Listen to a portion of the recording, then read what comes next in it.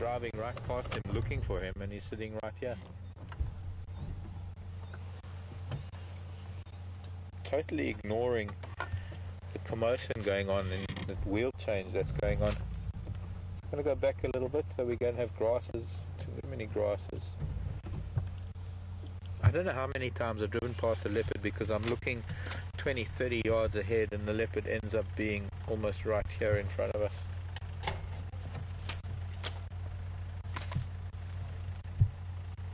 Oh, he doesn't, sorry quarantine boy, he doesn't like me slapping myself with the gory bush.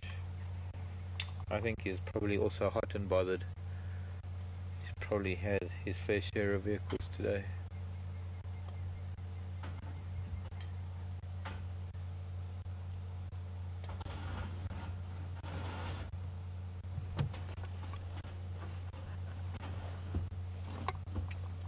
Film.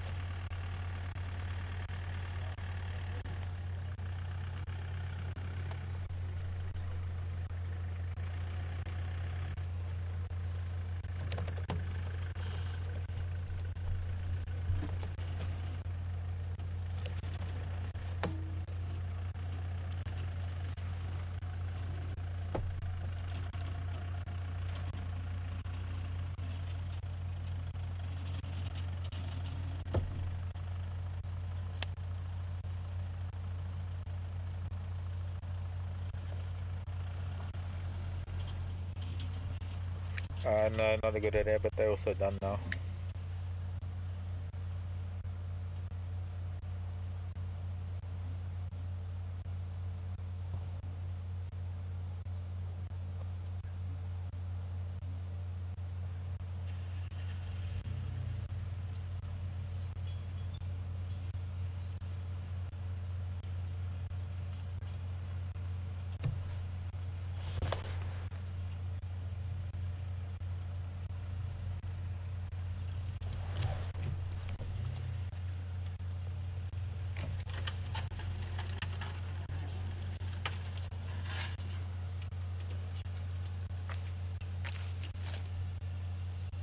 Oh, he really doesn't like me shaking my gory branch.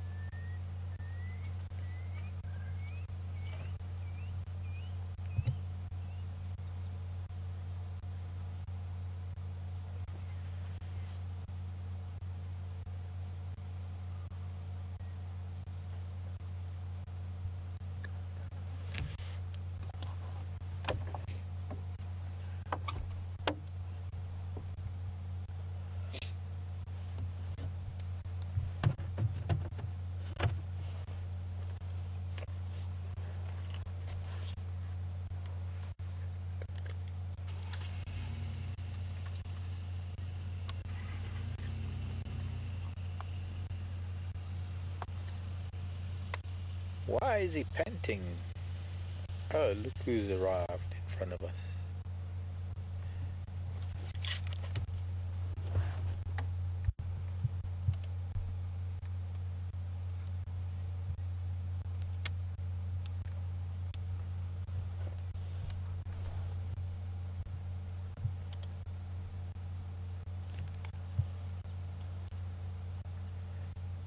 Scott and Brian helping out the vehicle that had a breakdown. Why is he panting? Panting for a couple of reasons, probably. For those of you who are asking, I believe there's a little bit of a query coming through on Twitter. It's hot. Or like a dog, or a cat, or a bird, or many animals that aren't able to sweat the way we do. Their only way of cooling down is panting, passing air over the tongue and the salivary glands, cooling down the body.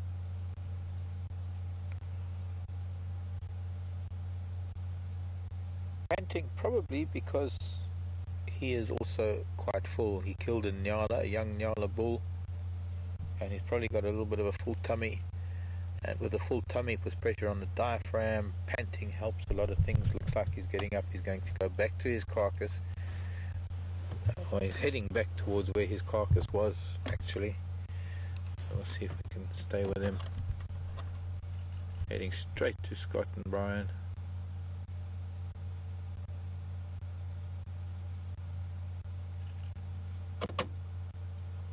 Oh, Liam, I know we have the leopard, but I've got an insect that I really have to... Oh, it's gone. Never mind. Now let's pull away and let's get the vehicle with the leopard. Give you an idea of what it looks like when we're sitting with a leopard. Not often that we can show you a vehicle because, well, most of the vehicles we have to try and keep them away from the camera, but there's Scott and Brian and quarantine male Jigger in its element. Yeah, he's going straight back to the carcass.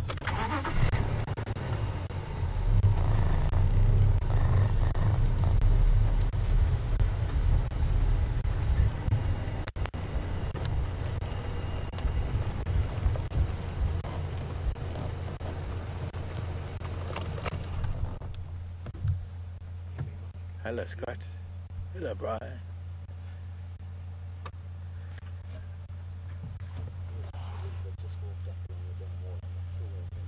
Yeah, it looks like he's...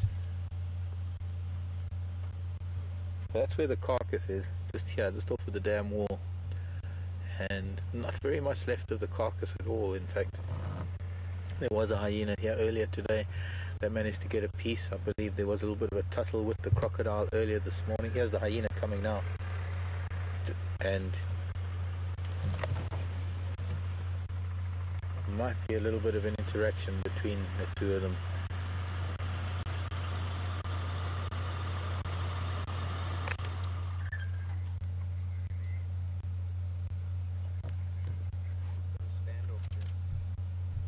Rather a big hyena. Looks like it's been lying in the mud for a while.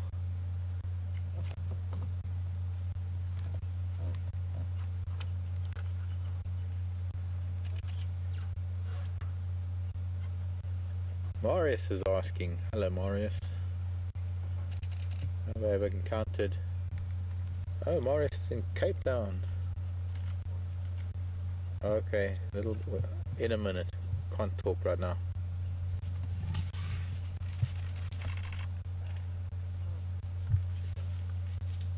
He's just acquiescing. He'd rather let the hyena take the carcass rather than confront it and maybe have an injury.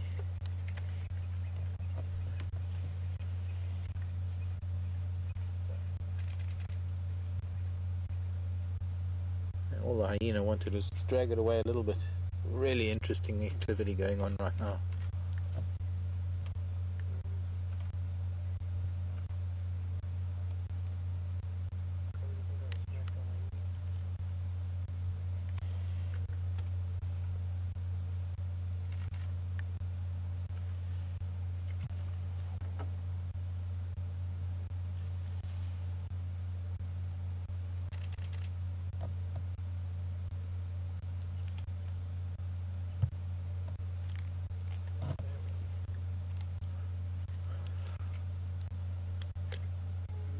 See, quarantine, as long as the hyena's got something to occupy itself with, he's not in any danger. The hyena's not really going to go for him at all.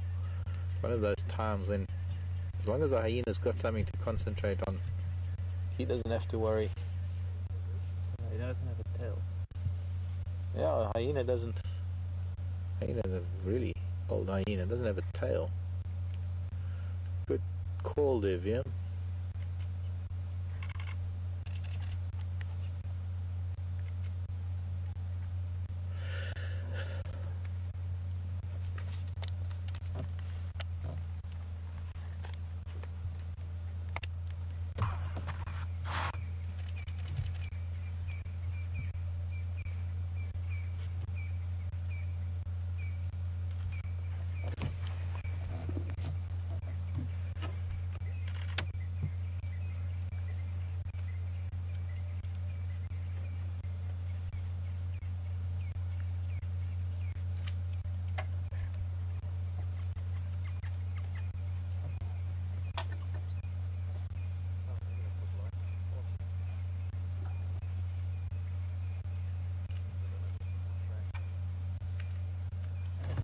Is it okay with the light? Absolutely. Save me from flashing it.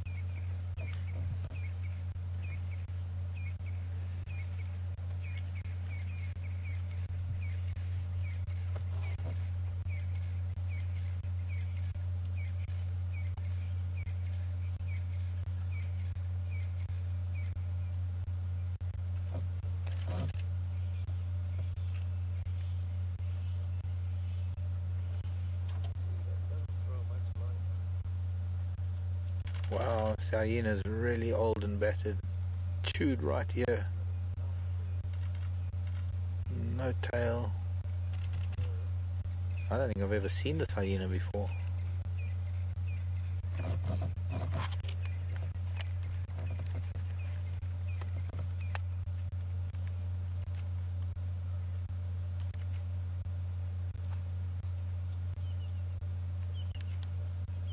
You see, it's not worth his trouble confronting the hyena.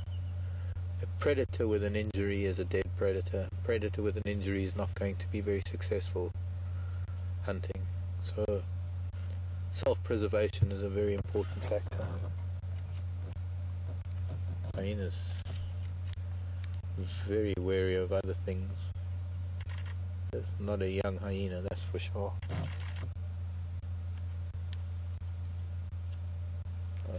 I'm out of battery. Camera's dead.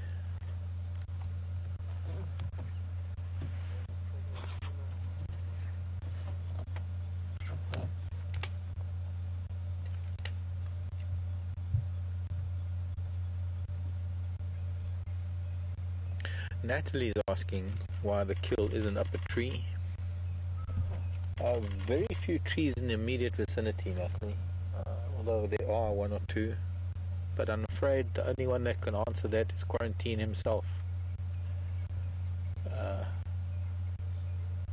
He's the only one that can tell us why he didn't take it up a tree.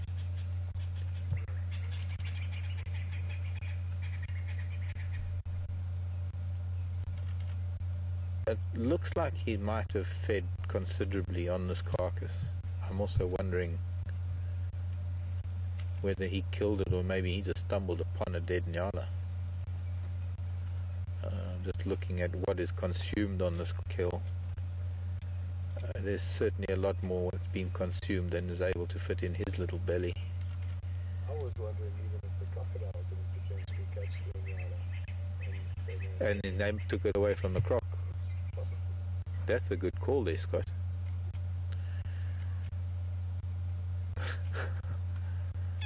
Although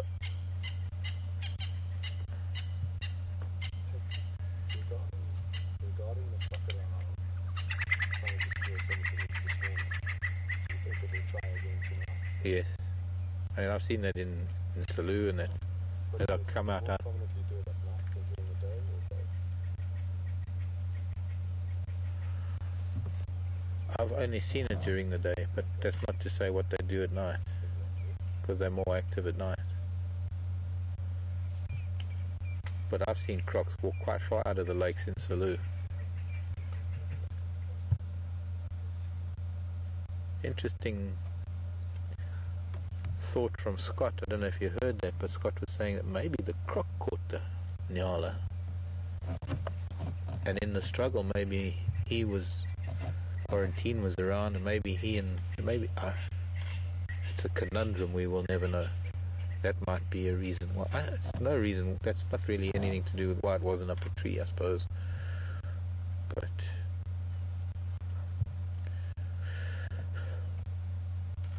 a hot day like today, the kind of climate and temperature that's least likely to have other predators moving around, could be some reason. We've seen karula.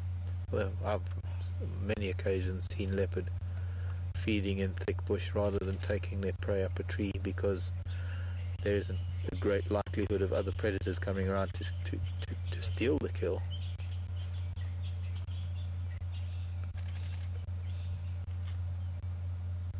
But this is not a today's kill. I mean, this is easy 2 days old.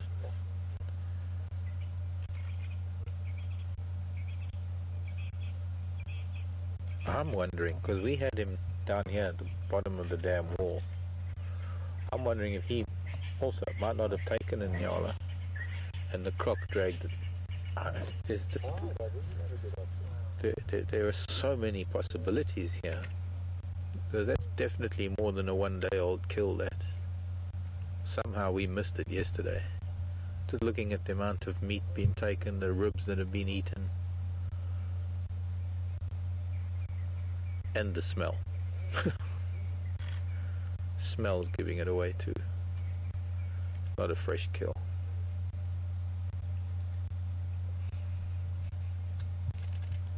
But then again, in this heat, bacteria act very, very fast.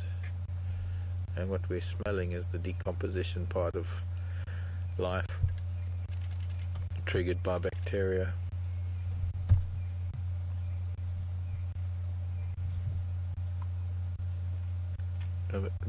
Quite a unique circumstance, where we were able to watch a hyena feeding on a carcass being watched on by a leopard. Just over the hyena's back we can see the leopard. I'm going to just sit quietly now. I'm not going to talk for a bit. Let's just experience this moment in silence, human silence.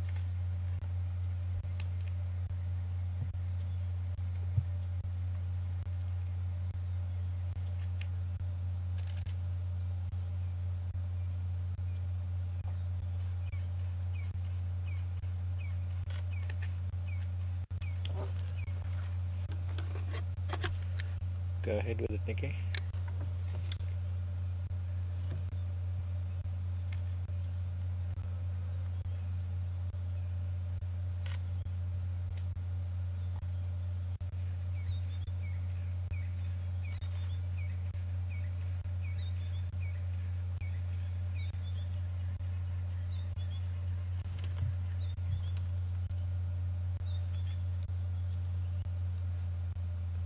Question from Bob, asking which of the two animals poses the greatest danger to the other. And I think what we've witnessed is evidence of it, in that the leopard giving way to the hyena, most definitely the hyena in these circumstances, heavier, bulkier, bigger, and able to inflict far greater injury to a hyena than or rather to the leopard, than the leopard can do to the hyena. Even though leopard is smaller and maybe more agile, it's got claws that can maybe rake the hyena, but young, inexperienced leopard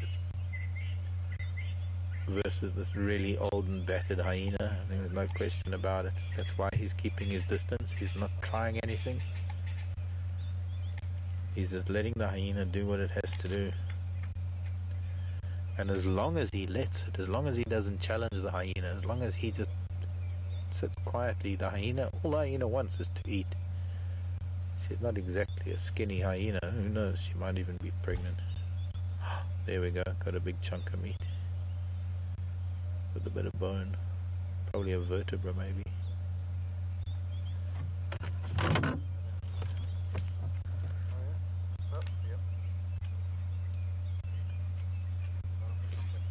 another hyena comes along, he'll go up a tree. I just heard another hyena. As I said that, another hyena behind us coming in. I could hear it walking, and I think he's going to probably.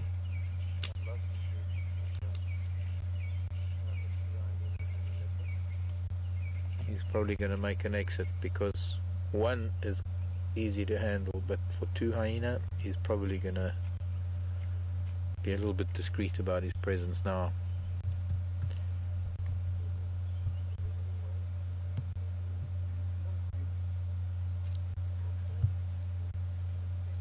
Oh, hissing at the second one coming in.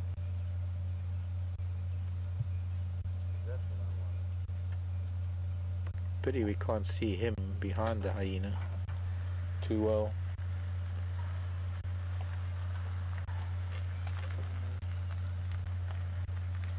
Wondering if this is not another. Are we good here still? All good. Can we keep coming? Yeah. What about this? Are you guys doing that? You clear? You can't get through the, yeah. Right from the way. Yeah, that's what I've had to deal with.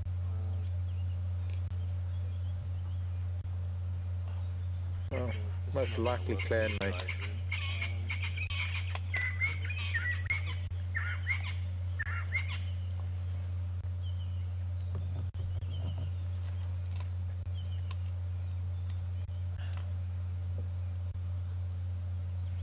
Sisters.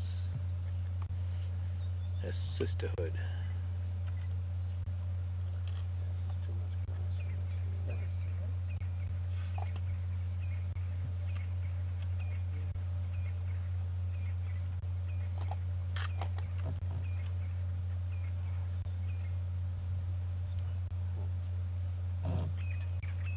Rosie wants to know how close they are to each other. Less, probably about 10 feet, Rosie. From little QM on the left, diagonally forward to the two hyena. Roughly about 10 feet. How am I going to get you guys in, see in there? Elevation. We can't, unless you go a long range. Yeah. We can get back some salt. I can move, you can come here. Would you be Sure, do that for us? sure, absolutely. Oh, that would be just awesome. And then what light are we going to use? That light over there? You can use that one, yeah. Be But I'll perfect. try and come in on that side and give you a bit more there from Oh, that side. sweet. Thank you. Yeah, 'cause we've got this huge branch that's just coming through. So much. Yeah, hang on. So those, not the way. I think I'll pass on that one, Nicky.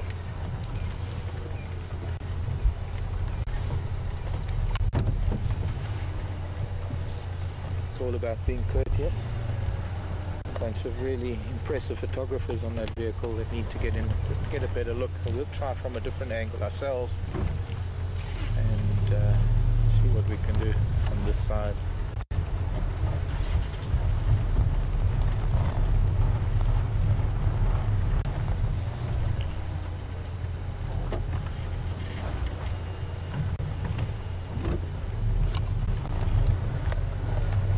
For us it's a little bit better, in fact, because from here we get to see quarantine and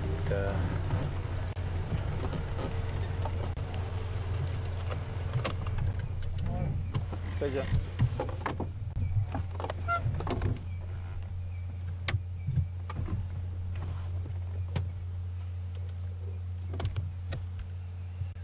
Confirm, Christine. Hello, Christine in Texas. Why are her ears so chewed up? And do they fight each other often? Kind of hard for me to answer that, Christine, not knowing this hyena or its history, but yes, most likely through fighting and biting.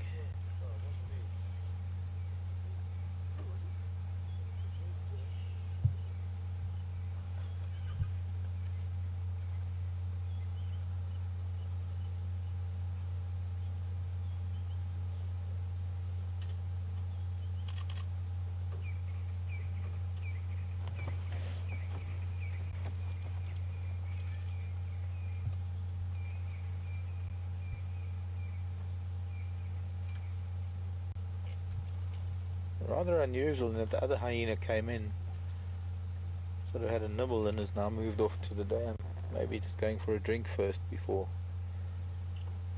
I know that feeling, you can't eat on an empty stomach.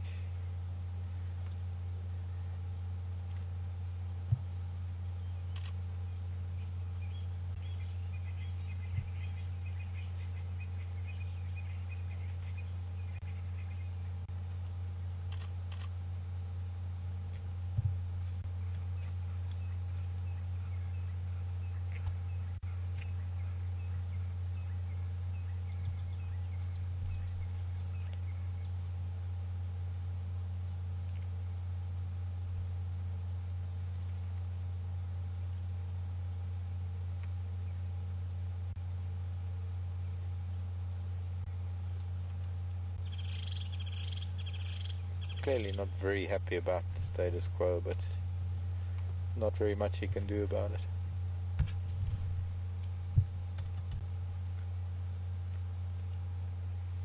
Joyce wants to know if he's cornered or if he can escape. He can clearly escape, Joyce. He's got a couple of trees here that he just has to get a few feet off of the ground.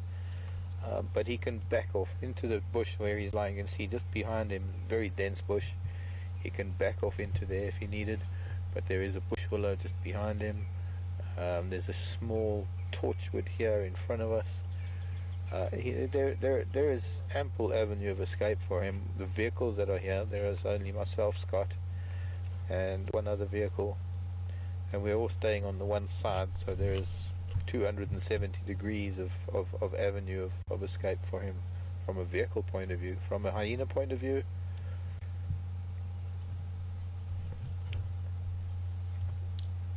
probably faster than them, and probably will dash up one of these trees, even if it's a low bush that'll barely hold his weight. He just has to get off the ground. But as long as the hyena have this carcass to play on, there's no need for them to get any further aggressive with him. There's no need for them to confront him.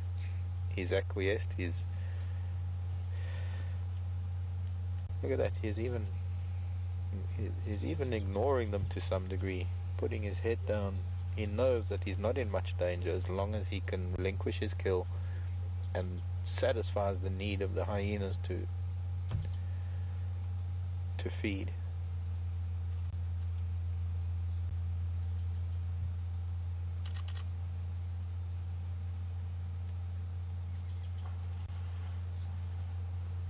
I can hear the hippo splashing around.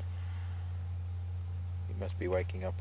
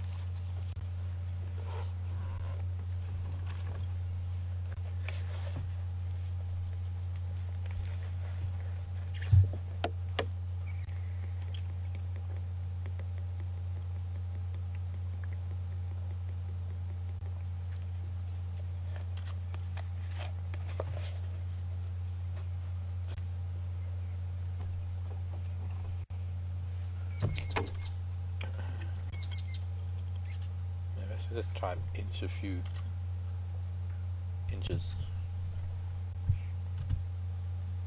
Just in one little branch in his face.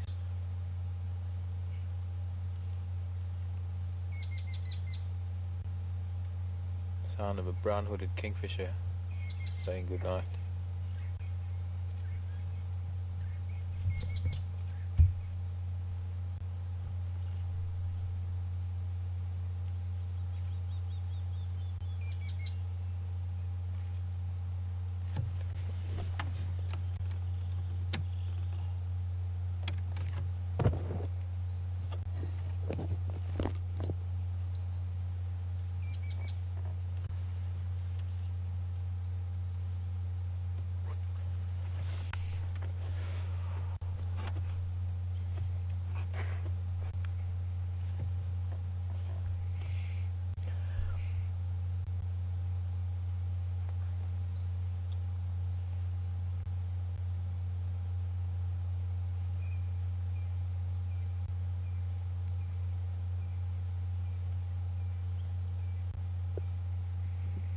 I changed position just a little bit.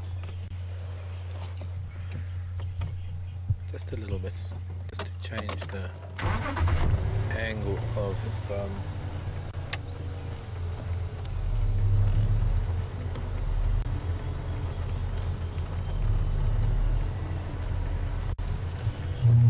so that we don't have too much blocking.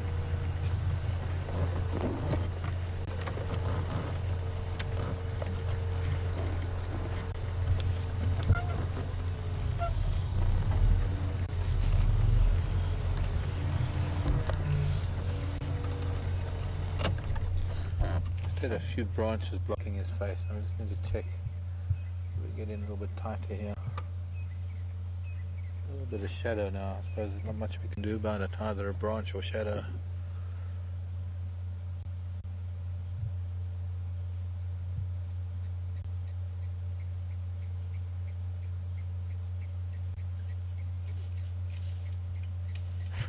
Right up against, almost with the hyena's butt in his face. I wouldn't be surprised if he smacks the hyena. And that's now sort of getting to sort of 3 feet in front of him. That's a cheeky hyena. Unless there's a plan involved. This is the most unique experience we're going to have in a long time, having in one frame like this hyena and leopard so close. Limited aggression.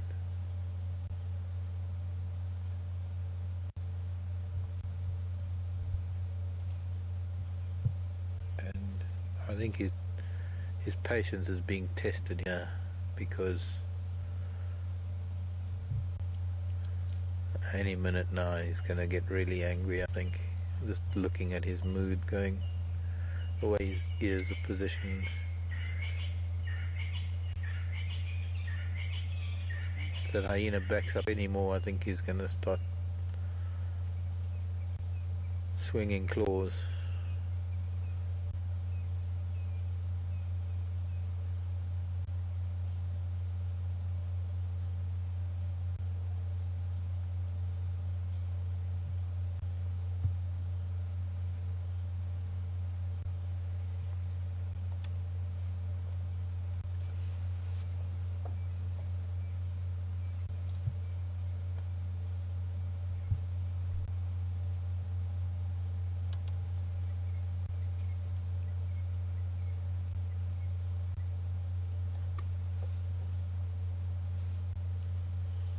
Well, what's going to be interesting is swapping over to Jigger. Let's swap over to Jigger, Scott and Brian, and see it from that angle. And I'll be back with you shortly. But let's see what the angle looks like from the other side.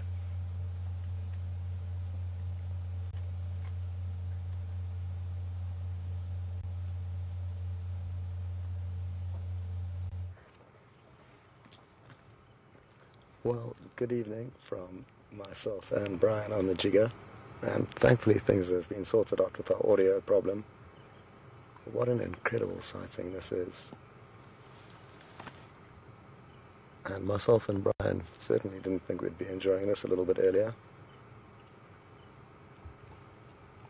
But thankfully Candace, the camp manager of Juma, needed to get a tyre changed as she had a flat tyre in this position, so we came along, brought her a spare tyre, and we're in the right place at the right time.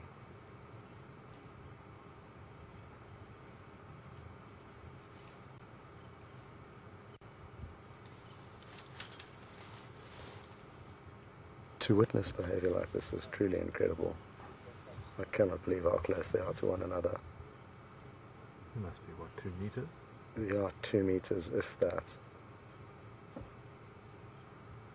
And even though this may happen fairly often out here in the Sabi Sands, it's not something that we often get to see or to share with you, so I hope you're all enjoying this thoroughly.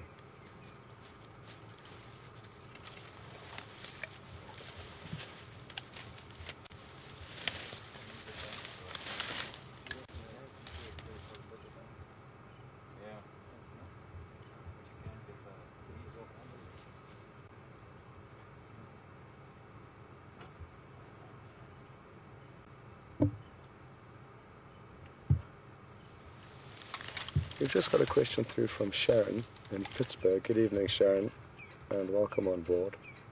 Sharon is interested to know why the hyena is not really focusing on eating the bones and the skin, as she heard that they do eat those parts of the body, and they certainly are capable of doing that.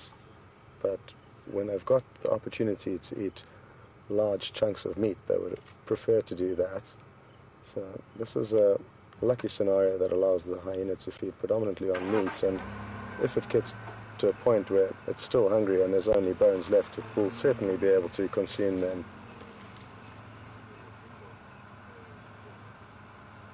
So good that you noticed that, but it's simply because it's got better options at the moment than just the skin and the bones.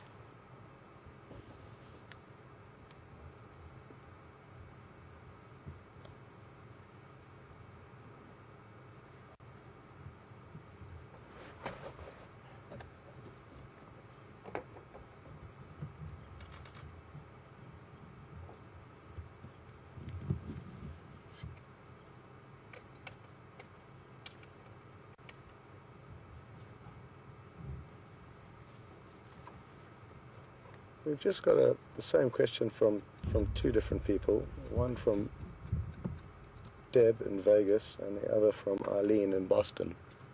And they are both interested to know why this hyena hasn't called the other hyena to come along and join in the feast. And it's a good question. My guess would be that if it lets out a loud call, other hyena that may not be related to it or within its clan may also be attracted to the kill.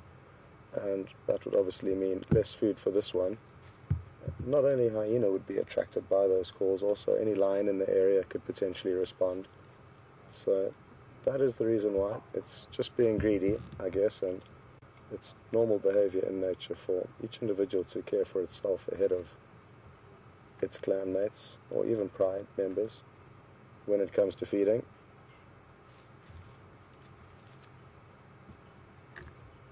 Nikki, I'm not sure who's got the better angle, but just let us know which camera you're on, please.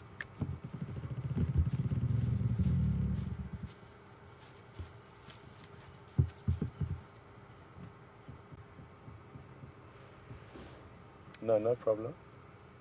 I was just wondering if you were just staying on me with Mark's picture.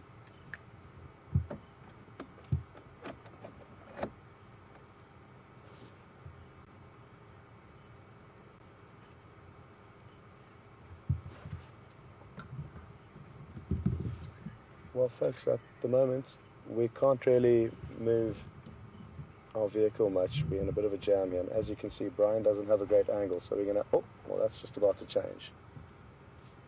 So now Brian does have a good angle. And there's no need to link back to Mark. And isn't this just incredible? Seconds ago, there was a hyena feeding on this Hyenas. And now the leopard, which was just lying only a few meters away, has come to take its turn.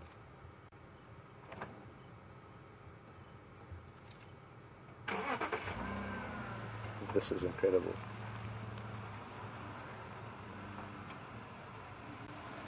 As you can see, he's still very nervous. There could be other hyena and or other predators attracted to this kill, so he will be very cautious in the situation.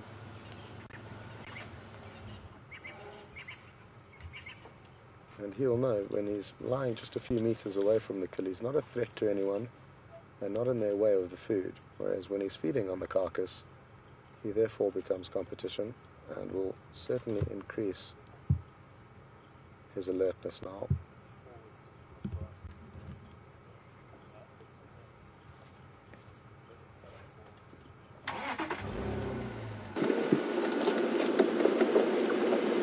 We will probably just keep chopping and changing between whoever's got the best view, so Nikki in final control will let me know.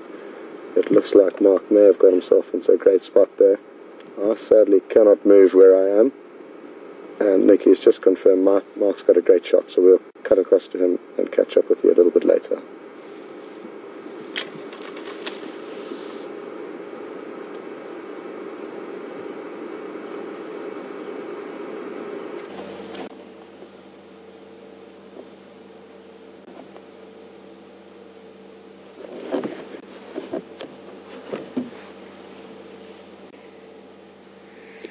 Some rather unique behavior we've been witnessing, especially with that hyena dragging the carcass with its rump towards him, where he had to back off. Actually, he had to reverse because the hyena was almost backing into him, and he didn't even do anything.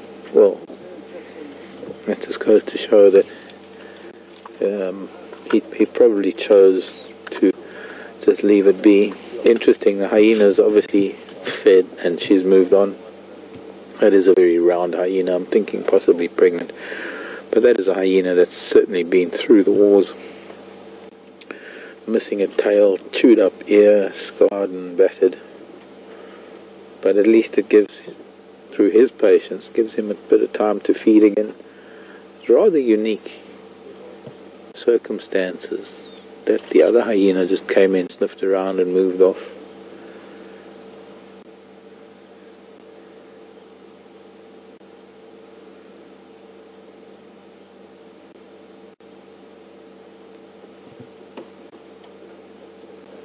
See what it looks like if I put my floodlight off.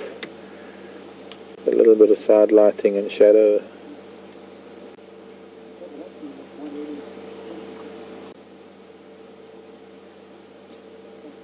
Better with it on. Yeah, it's too much shadow.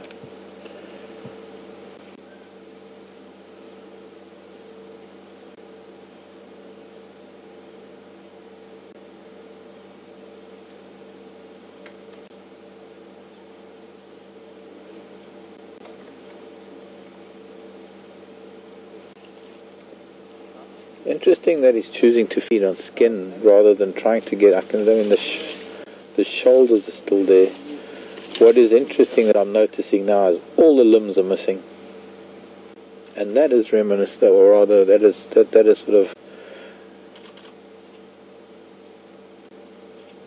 That's got crocodile written all over it. Crocodile catching something and starting at the limbs, taking the limbs off. And maybe, just maybe, that's how this all went down. Crocodile and Nyala. Stolen by hyena or leopard. Leopard and hyena have been sharing it over the last day or so. Really a conundrum, really a puzzle of note.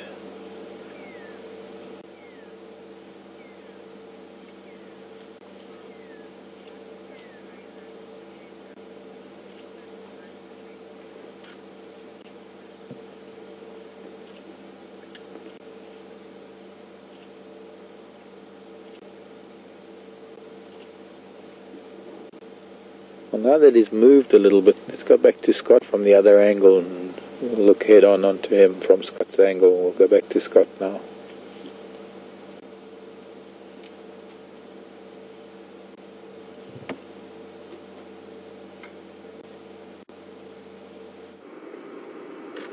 Welcome back, and as I suspected, there may be a little bit of ping pong between the two vehicles this evening as this incredible sighting unfolds. I've heard an animal crunching on some bones just behind myself and Brian, so obviously there's another hyena on the scene that has found some scraps, and it'll be interesting to see what happens if and when it finishes the bones and its hunger drives it forward onto this carcass.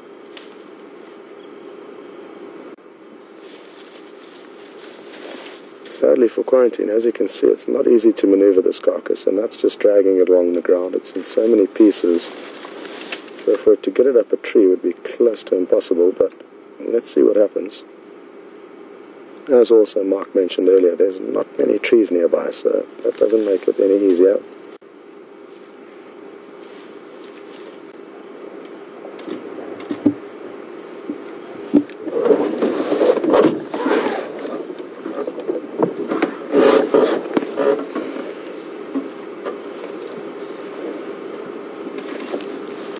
Just got a question through from Ellen. Good evening, Ellen. And Ellen is interested to know whether the kill was too big when, and if he actually made it.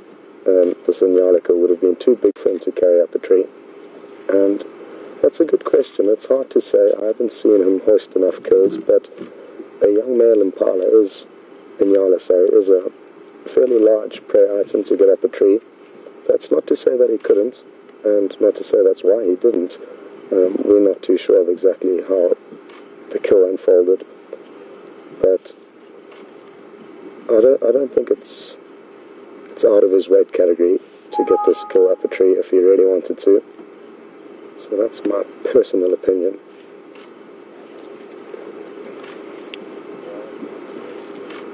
Large male leopards have been, and I know he is a youngster, but large male leopards have been known to take prey as big as medium-sized zebra, wildebeest, and even baby giraffe up trees. So they're incredibly strong cats pound for pound, and it's believed that they are one of the strongest. So it may not be that his strength failed him, possibly his experience or wisdom let him down in this case.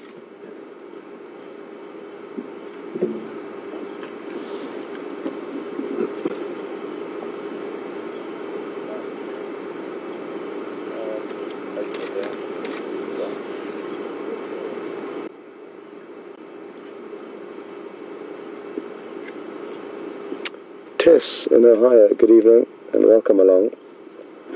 Tess is wondering if this kill will ever get to a point that it becomes too rotten for the leopard to feed on.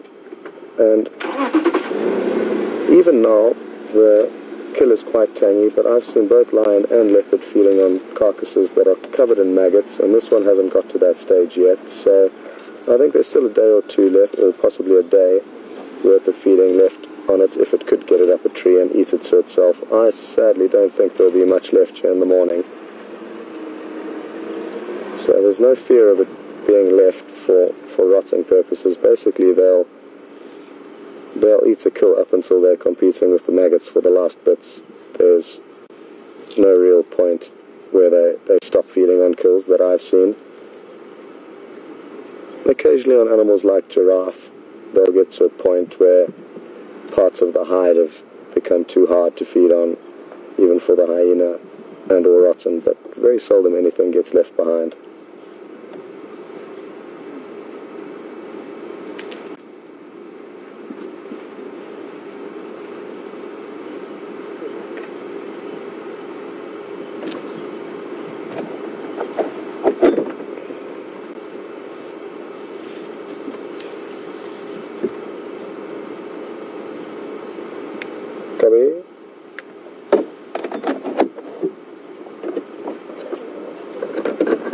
Will it be okay if I inch forward a foot or two? Yeah.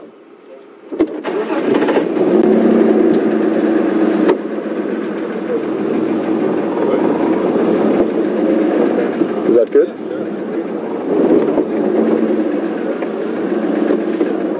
Like that? Is that good? You guys are in your way? Thank you.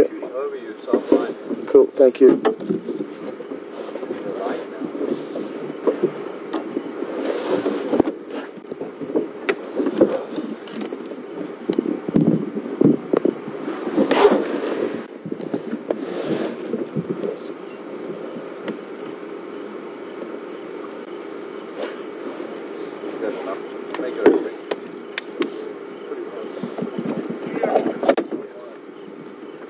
Copied your message there, Mark. He's just finished on the carcass here and moved off. Can't see where he's going, so he might be coming up over the dam wall.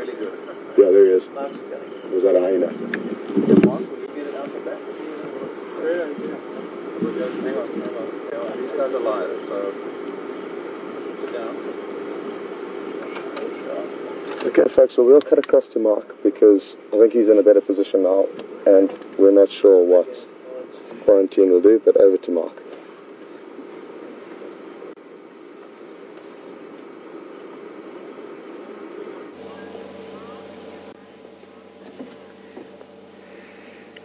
No, just on the other side of this bush. I thought I'd come around while Scott and Brian are with the leopard. I came around to the other side of the bush where they are, because they're on the edge of the dam wall, the sort of easternmost edge of the dam wall, and immediately below the dam wall. By the way, we've just had another hyena walking across the dam wall, but just below the dam wall we just noticed the crocodile. We got here, he was...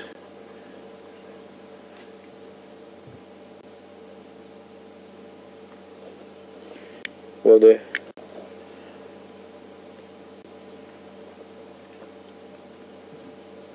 Beautiful reflections, absolutely stunning.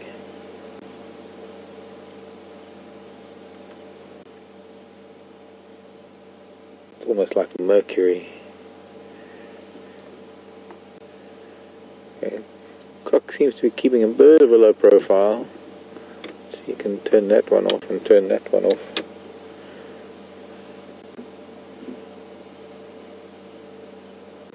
Keep an eye on if leopard's not coming this side.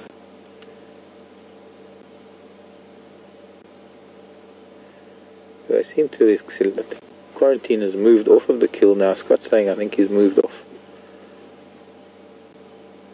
But I know, I'm pretty sure that this crocodile is going to come out and is going to claim something. I'm sure it'll try and claim something later. Not much of the crocodile we can see. Snout and eyes and ears.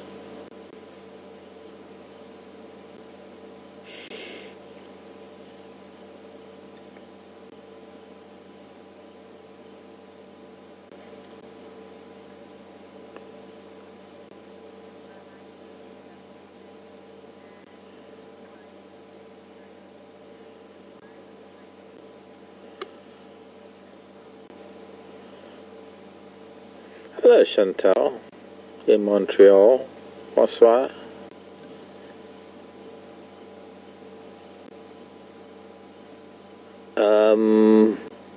Difficult question, Chantal.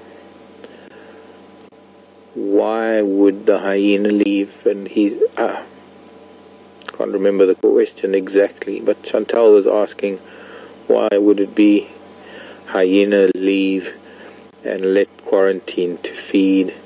I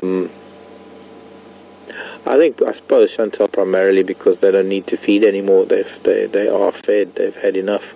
I remember there was a hyena that walked off with a big chunk today. I'm wondering if that might not have been one of the legs of the nyala. But there's only so much an animal can eat, and there's only so much it can put in its belly. But still, a question, why, any sort of question like that, why does an animal do what it does, it's sometimes very, very difficult, because the only one that really knows why is often the very animal that's doing it. And it's very hard for us. We can speculate and we can try and analyze it and try and think of what we're watching, or try and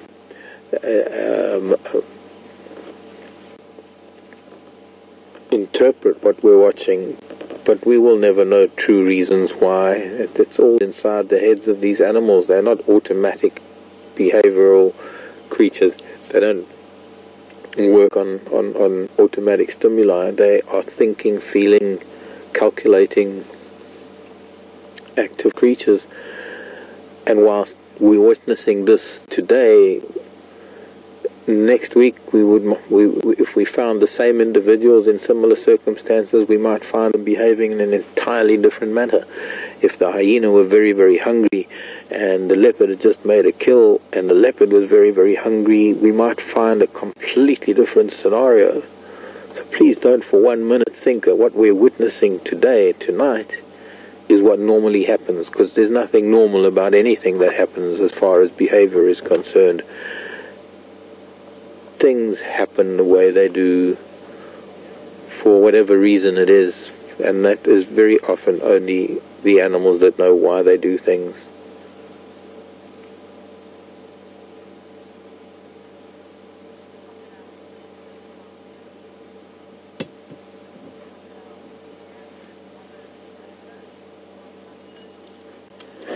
Kathleen, good question from Kathleen actually. Would the crocodile bother any of the buffalo that are here? I think the croc's a bit small for buffalo. I think it's probably big enough to take a nyala or impala, but it's certainly far too small for the buffalo.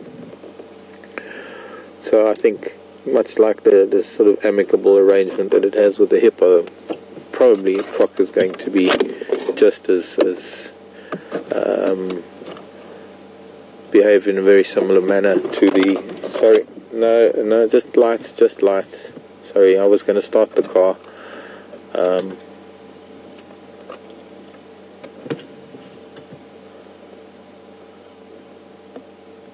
Sounds like hyena back there.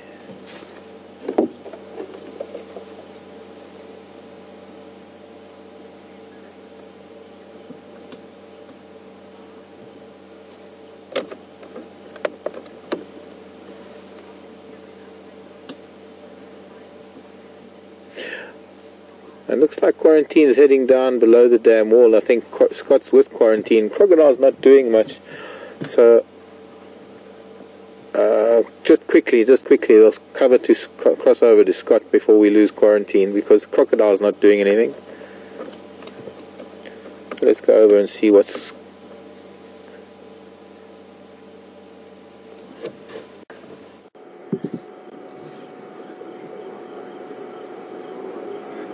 Welcome back, and quarantine just started moving away from the dam, and these might be the last little glimpses we have of him as he disappears into some thicker vegetation.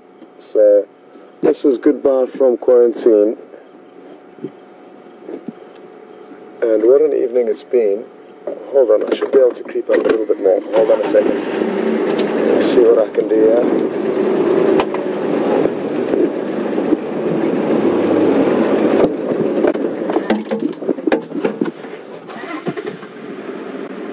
And as you can see now, he is heading down into some thicker vegetation, and he'll probably want to get himself away from the kill and the danger of the kill, where he can relax and digest his meal. He's already been feeding on for a while now, a few days.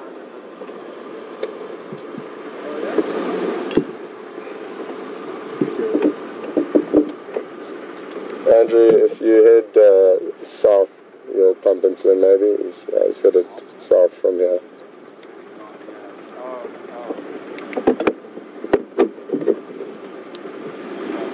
Well, what an evening it's been, and I hope you've all been thoroughly enjoying yourselves. It's been an absolutely incredible sighting this, and like I said, even though this may happen fairly frequently in the Sabi Sands, where leopards and hyena have interacted for many years, and hyena have almost specialized in stealing from leopards here, more so than lions. But to see that is something else. I can't remember when last I saw that in the Sabi Sands, and I spent 3.5 years here, so, and I don't remember having a sighting of a leopard and a hyena in that proximity to one another, completely relaxed. It was quite something, and hope you all got some great screenshots. I'm sure you did, especially I think Mark had some great positioning of his vehicle to show you some incredible shots. And well, I guess it's goodbye from myself and Brian, and we'll see you all in the morning. Brian's last drive tomorrow morning, so make sure that you tune in if you want to get some of his fantastic camera work. He's going to be taking, I think it's 3 weeks leave from tomorrow afternoon, so it'll be Brian's last drive, and myself and Mark and Vim will continue the show, and Romeo will be coming back tomorrow, one of the old cameramen from the initial broadcasts. So I think it's gonna be, well, here comes Mark, so we can both say goodbye, I guess, together.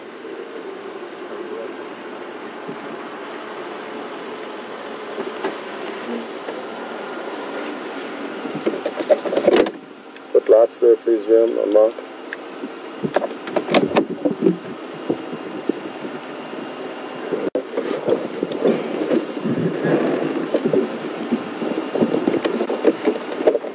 Yeah, this isn't really it's not gonna be easy to work this out where we are, but we'll try.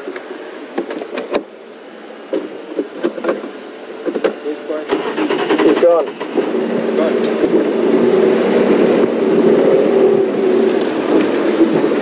Well, what an evening it's been, Mark, eh? Wow, absolutely unbelievable.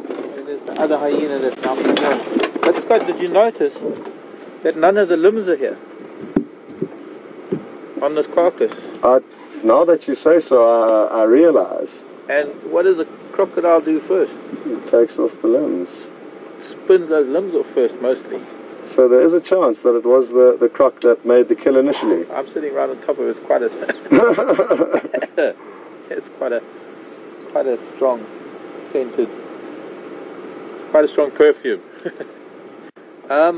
It is, although there was a hyena that moved off earlier today that was carrying something in its jaws, and it could be that maybe, you know, there's so many possibilities. We've got lion, or rather we've got hyena, leopard, and we've got crocodile. So each one of them could have done something. I don't think the hyenas would have, because they would have brought in the clan. Yeah. And they would have probably torn it apart. So I think it was either leopard or croc. But either way, it's resulted in some incredible sightings and game viewing. Unbelievable. So, when last did you see leopard and hyena in this kind of a proximity to one another? With this kind of amicability, this kind of...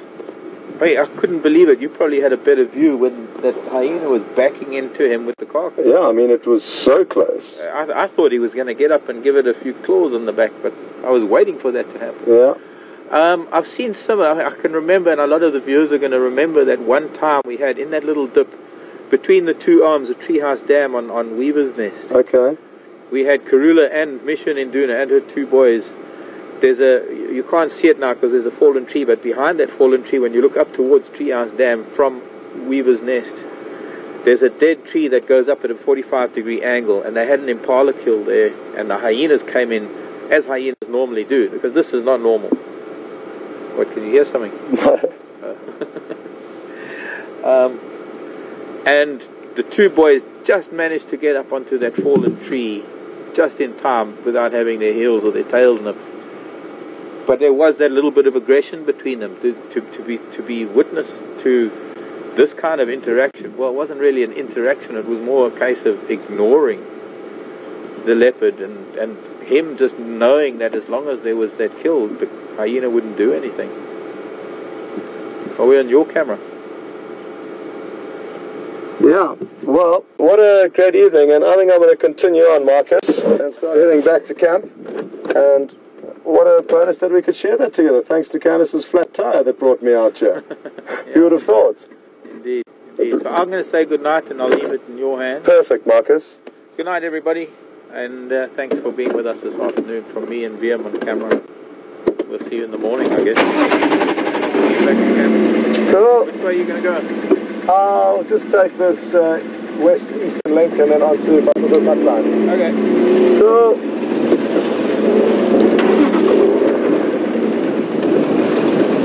I do want to have one sneaky look and see if there's any sign of this crocodile, because it's such great news. I really do love crocodiles and have been hoping that one would arrive at one of the dams, and it certainly has, and it's a beautiful big crocodile. I actually came out here between game drives this morning to have a closer look at it for myself, because it's fresh news to us that there's a crocodile around, and it's quite a big guy.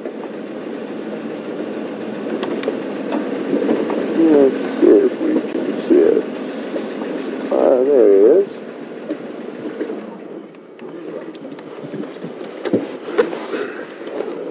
And it really would be absolutely wonderful to know how this crocodile got here, its journey to this position,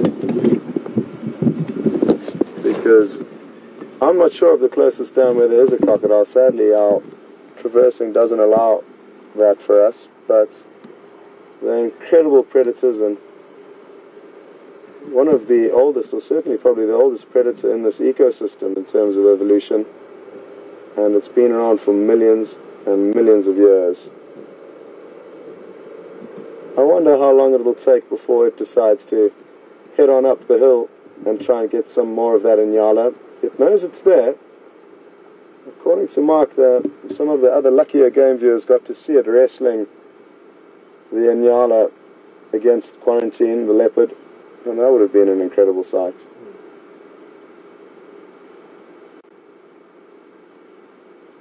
But either way, phenomenal interaction. Yes, I mean, between three of the top predators in this area, all feeding basically simultaneously on the same kill, is quite something. And we'll be certain to come back here in the morning and follow up and keep you guys posted on what's happened throughout the night. But from myself and Brian and Nikki in the final control, a big thank you, and we'll catch you tomorrow.